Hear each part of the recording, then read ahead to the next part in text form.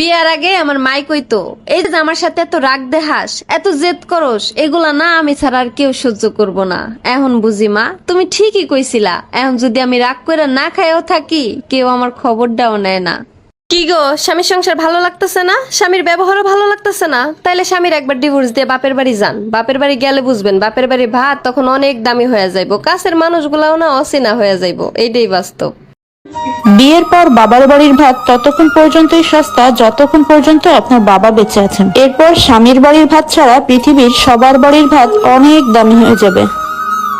করলার মধ্যে আপনি যতই চিনি মেশান না কেন, করলা সবসময় তিতাই থাকবে, কারণ তার স্বভাবে শুধু তিতাটাই আছে।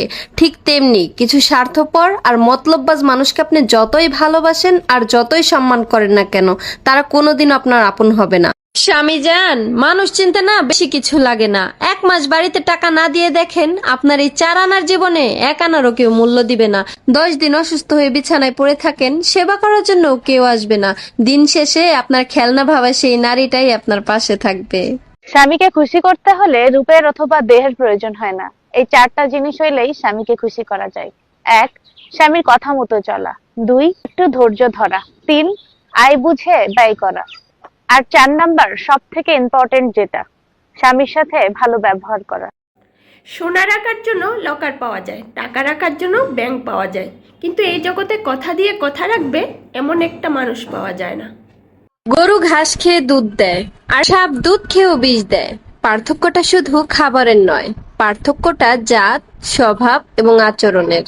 নারীকে সবজি দিলে তারা তরকারি বানিয়ে দিতে পারে, নারীকে ঘর দিলে তারা সংসার বানিয়ে দেখাতে পারে। নারীকে যদি ভালোবাসা দেওয়া হয় তাহলে তার পুরো জীবনটাই দিতে পারে।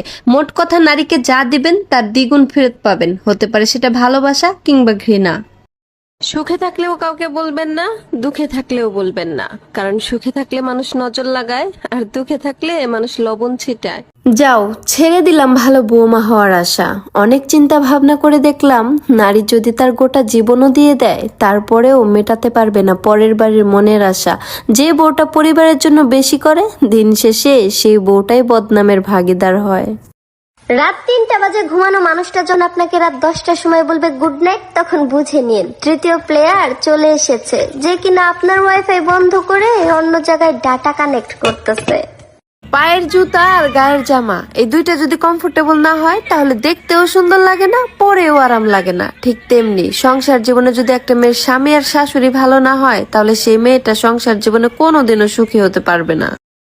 হুজুরের বাড়িতে কখনো মিলাদ হয় না, ডাক্তারের বউয়ের কখনোই সিজার লাগে না, আর গণক কখনোই নিজের ভাগ্য পাল্টাতে পারে না। ঠিক তেমনি পীর কখনোই মাজারে টাকা দেয় না। তাই আবেগের পিছনে না ছুটে বিবেক কাজে লাগান।